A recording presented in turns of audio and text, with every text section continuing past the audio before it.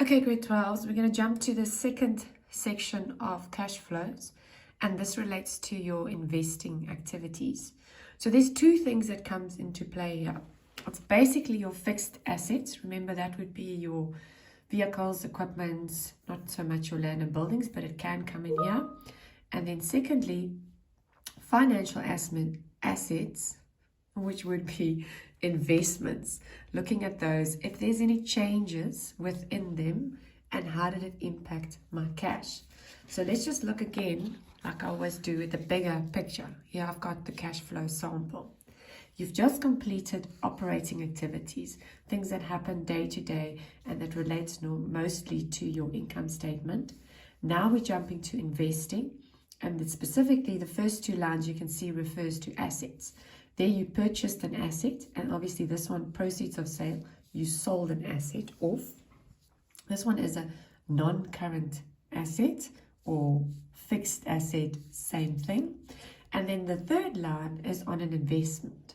Note that they say increase on investment, and therefore your money has gone down because you had to take the money out of your bank account and put it away in investment. But there's also a possibility that you won't say decrease investment, you'll say investment maturing or proceeds from investment maturing. Money will come back to you when that matures, and that will be a positive instead of a bracket. So that's just an overview of this second part, which sits in the middle of your cash flow statement. Note it's got no notes like section 1 did. It's straightforward here in the cash flow. If you need to calculate it, you're going to have some brackets next to that, showing it up right here in the face of the cash flow. Okay, so what I'm going to do is I'm going to refer to an example in your book where it's just under task 338. If you can turn there, there's a heading that says investing activities, and it's in capital letters. Maybe let me just show you what it looks like. And they refer to what I've just said, it's fixed assets, and then they break it down a little bit about investments and assets. So what complicates this one is what I've highlighted here, the impact of depreciation on your assets. So what you'll find is the amounts that we give you normally are the book value, and all of a sudden you are now stuck because you only want to know about the cash implications of selling and buying that equipment. So we're going to take this example in your box, which is just under that heading, purchasing a fixed asset. So you've got equipment here. Last year it was 15, now it's 20. Now you cannot just say because it's jumped from 15 to 20, you gained 5,000 rands worth of equipment. What if during the year you sold off some equipment? So just keep that in mind. But this example luckily is fairly simple, because what they've done with this example is there's no selling of any assets.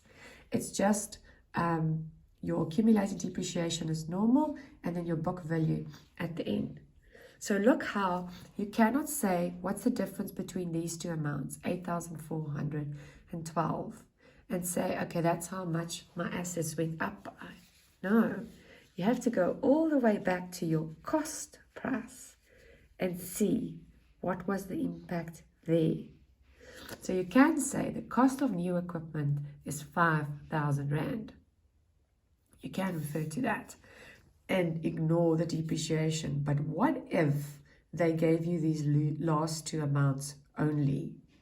Then you're going to have to work your way back to the top and make sure you work out if you eliminate or take the depreciation or put it back in, what is the difference between the two cost prices. So that's the first example. If you go to the next page, let's take a look here. We've got the little money there. What is it? A grasshopper saying, if you were only given the book value, like I just said, the cash paid for the new equipment will not be as straightforward if there's more going on in that exercise. So say, for example, you know the depreciation for this year was 1,400, but you've gone from 8,400 to 12,000 Rand. Okay, this is the book value. Okay, so you need to somehow work out how much did you spend on buying an equipment? So I'd rather just write it down for you over here so that you can see it as a separate calculation. So you know the book value, and I say at the beginning that you started with was 8,400 for the equipment. Then you know during this financial year, your depreciation that you had to take out was 1,400. They mentioned that. Then somewhere there you add or you bought some extra equipment plus, but you don't know what that is. So that is your missing amount. What you do know at the end though is the book value at the end of the financial year was 12,000. So it's similar to an unlocking kind of calculation. You know what's the beginning, you know what's the end, you need to figure out something in the middle. So you'll take 12,000 Rand plus the 1,400 back minus the 8,400. Remember, we change the plus and minuses when we work from the bottom to the top. And the missing amount will then just pop up and be your answer. Let me just get a calculator. It's somewhere here on my tidy desk, as you're all probably experiencing as well yourselves. 12,000 plus 1,400 minus 8,400, and there we go. That is correct. Just like I did on the previous page in your textbook, it is 5,000. Yay. So you can do it with this kind of calculation where you say, what was it in the beginning and what is it at the end? I just want to remind you also, if you go to your note 3, if you've got a balance sheet somewhere, it's simplified like this. So at the top of your note 3, you would have everything that happens in the beginning for your book value, and then in the middle you'll have your movements, and then at the bottom you'll have your book value at the end. This is just a simplified version of your note 3 if you want to look at it like that. Okay, so that's the first step. Now I'm jumping to in the middle of the page. Let me show you where I'm at now. I'm just continuing. It says there's a sale of a fixed asset. So I've got the same information available. I've got income statement. This was my depreciation. What was my equipment at beginning of last year now? And then what's my depreciation? Remember that 12 and that 20 is book values, because that is what's shown in my balance sheet at the end of the day in the face. In the notes, I'll find more information, but if I only have the face, I'm working with the book value. So again, I'm going to simplify it for you, and I'm going to do a little quick formula here.